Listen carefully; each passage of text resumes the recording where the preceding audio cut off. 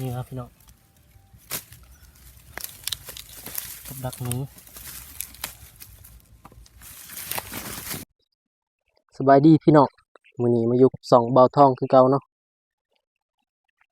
เปิดภาพมาก็อยู่สวนผักคือเก่าพี่น้องมื้อนี้สิพาพี่พาน้องมาใส่กับเนาะใส่กับเพราะว่าแถวนี้หนูมันมาทำลายสวนผักแม่ข้อยเองเนาะสิเบิ่งเพิ่นก็ได้ยินเพิ่นจมว่าโอ้หนูกัดแท้กัดว่าผักเพิ่นซึ่งผักที่มันกัดก็จะเป็นผักหอมปลอมเนาะนี่ที่จริงมันบ่แม่นคนเด็ดเด้พี่น้องหนูกินนี่หอยหนูกินเบิดเลยมีแต่หนูกินพี่น้องเอ้ยบ่แม่นคนกินเนาะพี่น้องบ่แม่นคนเด็ดหนูแล้วก็สิมีน้านมักทั่วเพิ่นเพราะว่าเพิ่นได้รับผลกระทบหลายเนาะเพิ่นว่าหนูนี่มาทำลายเครื่องปลูกเพิ่นในสวนนี่กินมักทั่วอิหยังนี่เนาะหนูมันมากัดเพิ่นก็เลยบอกมาใส่กับให้แหน่เอาออกหนูจากนี่เนาะก็เลยสิมาใส่มื้อนี้มีโอกาสเนาะเป็นทางเนาะจุดที่หนูอยู่มันน่าจะอยู่กอไผ่ตัวนี้มันลงมาทำลายผักนานผักเพิ่นก็งามอยู่เด้มีผักบัวผักชีเนาะนานเพิ่นก็อยู่แคมห้วยเลยเนาะแคมห้วยบ่เว้าหลายเนาะเราไปเริ่มใส่กันเลย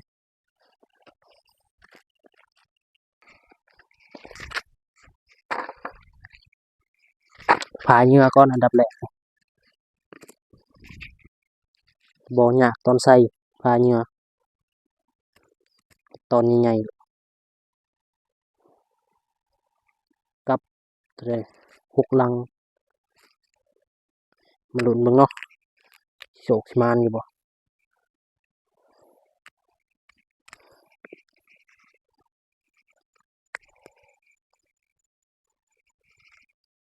ใส่ใหญ่เลยบ่ผ่าเอาอีกนี่เปียงน้อยๆเนาะเสียบ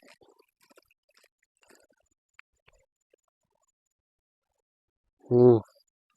สำเร็จบ่ยากบ่ช้าเนาะที่ใส่กับมีหนูก็เรียบร้อยแล้ววุ่นวายบ้านเมือง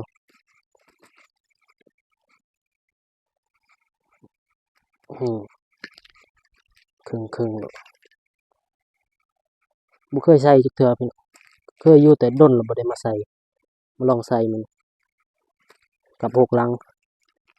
บ่ใส่ก็บ่แล้วเนาะแม่จมเลยเพราะว่าหนูกินผักเพิ่นเกือบเบิดสวนก็บ่เบิดดอกผักน้อยเดียวมันกินบักทั่วเพิ่นอีก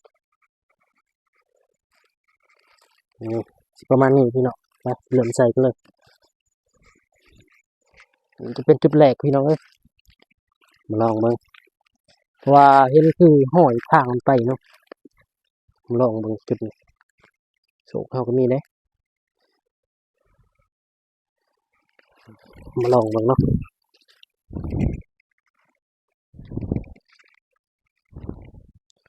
บ่ยากบ่ช้าเนาะวิธีข้อยใส่กับ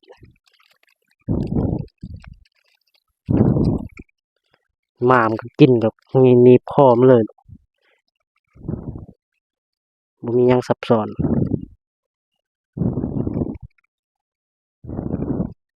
ผูกจริงบ่ผูกก็ได้นะเพราะว่ามันบ่แม่นหนูพุกแต่ก็ป้องกันภัยเมียสำเร็จลังหนึ่งเดี๋ยวจะหาเลาะใส่ตามแคมไปเลยเนาะบริเวณอ้อมเลยเฮาสิใส่มันไม้สวยอยู่มันเอาเบี้ยหยังวะบ่แม่นเบี้ยในผักเนาะในผักชีมาปะอยู่เป็นทางไปเลย ทางบ่กันแปมเป็นทางเขาไปไหนบ่เนาะ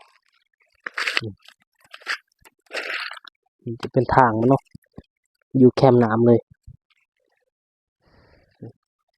มาหลังที่2สูตรเฮาใส่นี่บ่มีทมพี่น้องเอ้ยโอ้เกือบมีมือสูตรเฮาใส่นี่บ่มีทมขึ้นมามือนะ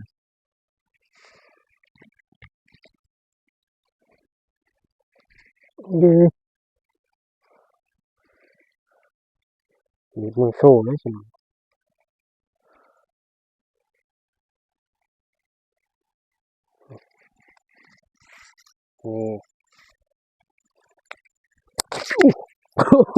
ตื่นเลย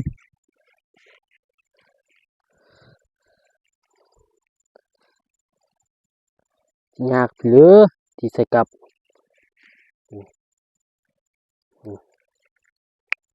ยากแต่ตัวมันบ่มากินสำเร็จพี่น้อง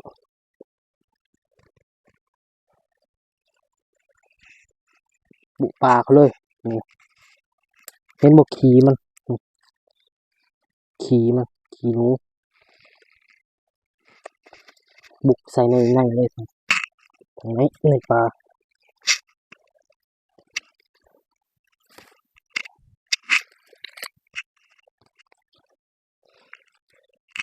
บ่สนวิธีการเนาะพี่น้องใส่หมัวเลยสูตรของเบาทองเองบ่ได้วุ่นวายอ่อนไว้ลังไม้เด็ดต้องใส่ลังแข็งตัวอ่อน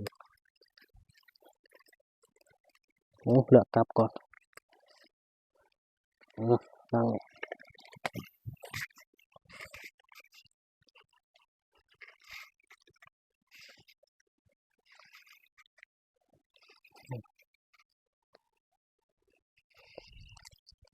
มันคือเป็นอย่างนี้อุ้ยบ่เซียนพี่น้องเอ้ยมันเคยใส่โกบใส่กับนี่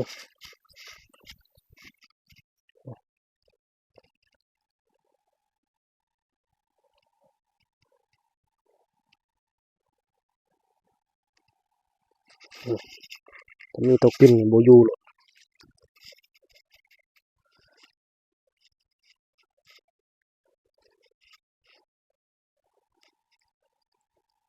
สำเร็จลังที่3พี่น้องเหลืออีก3ลังไปลุ้นต่อไปโอเคพี่น้องนี่ก็จะเป็นกับลังที่6เนาะใส่เรียบร้อยแล้ว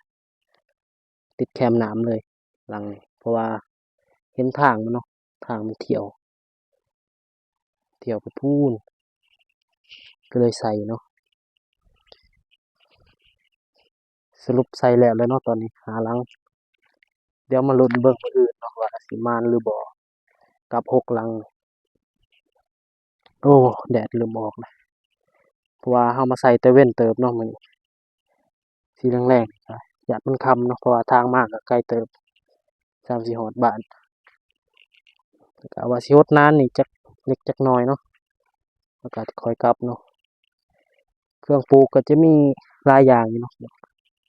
มันจะเป็นหัวผักมะเขือเทศมักพริกเนาะต้นพริกเพราะว่าเริ่ม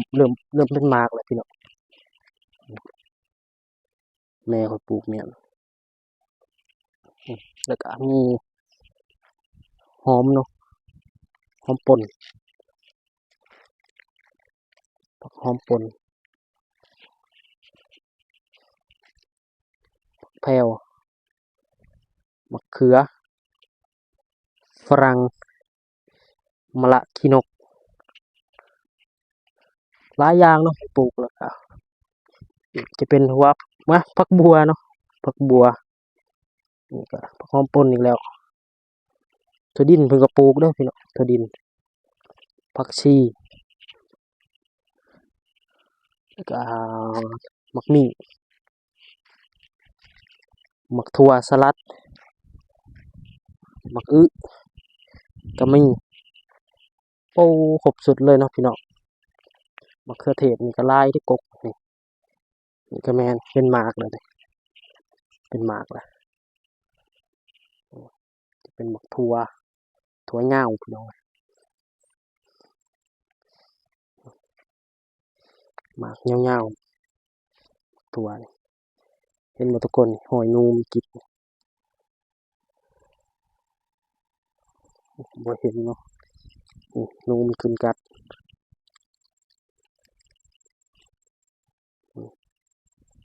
ห้อยเพิ่นละกินจะเบิ่งมันกัดเท่านั้นบ่พอมันกัดกกนี่ตายเลยพวกหมักถั่วเนาะมันกินหมากบ่พอมันกัดกกให้ตายเลยเห็นบ่อันตรายเนาะงูนี่สวนก็บ่หลายดอกแต่ก็ยังมันบ่หลายแล้วมันบ่กินก็สิเบิดเนาะโอเคลุ้นกันมื้ออื่นเนาะพี่น้องว่าสิโศกสิหมานหรือบ่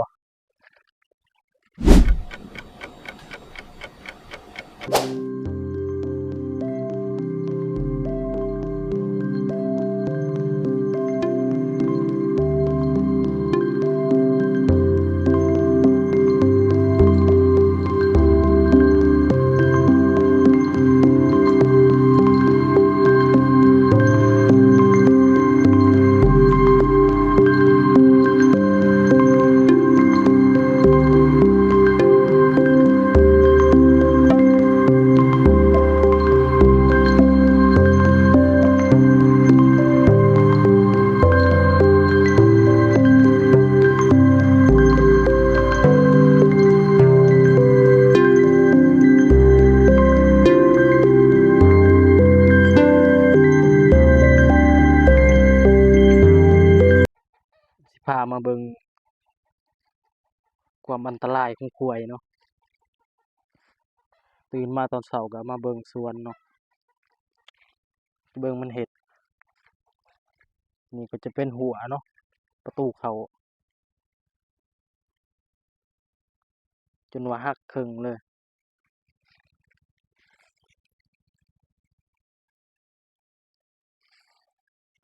เบิ่งแล้วนะคือมาเป็นนั่นจักว่ามันเข้าทางในทางนี้จนว่าหักเลยเนาะกล้วยเขามาทำลายสวนผัก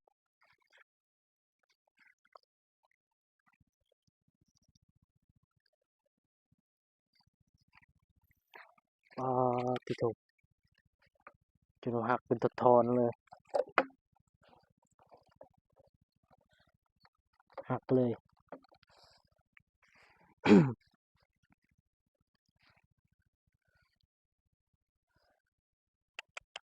อันตรายนี่ก็จะเป็นสวนผักเนาะ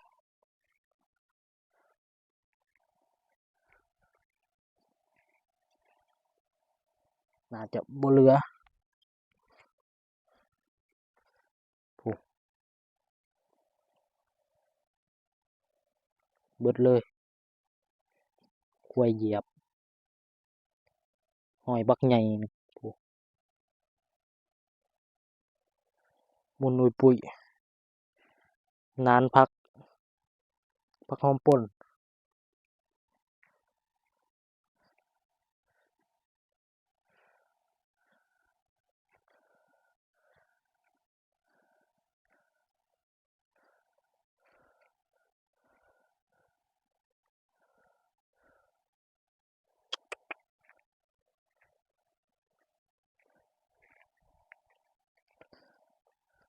กับก็บ่ถึกเนาะอือโอ้กี่ว่าหนูเฮ็ดบัดนี้ควายอีกเนาะมาเฮ็ดโอ้เบิ่งปลูกมะเขือเบิดเลยปลูกมักพริกไปจนล้ม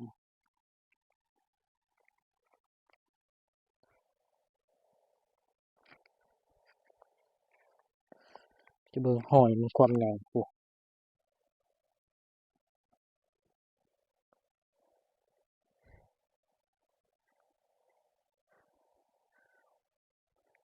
เบิดเลยพี่น้องเอ้ยทางมันบ่ออกพี่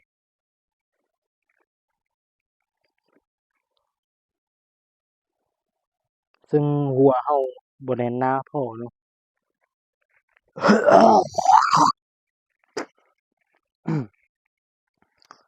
อื้อ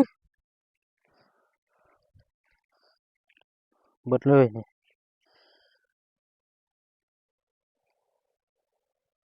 โอ้ควายได้เหยียบนี่นะบ่แม่นอิหยังเบิ่งมุนอุ้ยปุ้ยพี่น้องเอ้ยอื้อบ่มีกำลังใจสิย้ำกลับเลยบัดนี้โอ้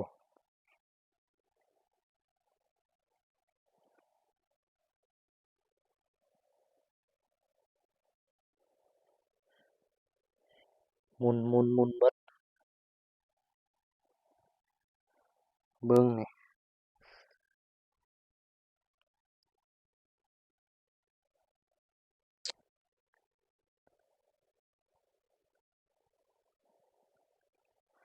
ใส่กับเอาหนูแต่ถึกควายพี่น้องเอ้ย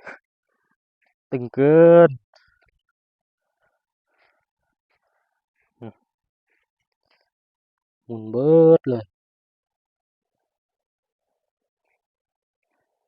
โอ้ตายนั่น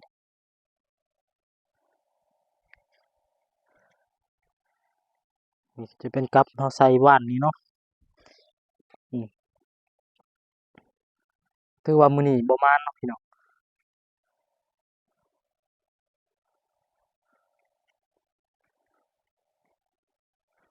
เบิด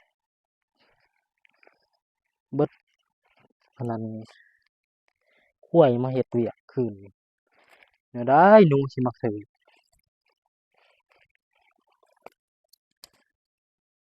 เห็นบ่กับควายมาเหยียบเบิดกับแถวนี้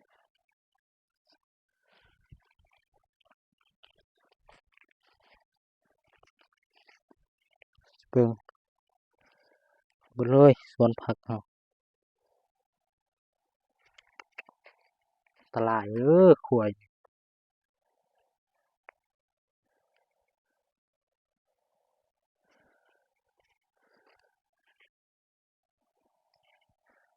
กับเฮาใส่เนาะสรุปมื้อนี้บ่ได้พอโตเนาะแถมควายมาเฮ็ดสวนผักเฮาเติมอีก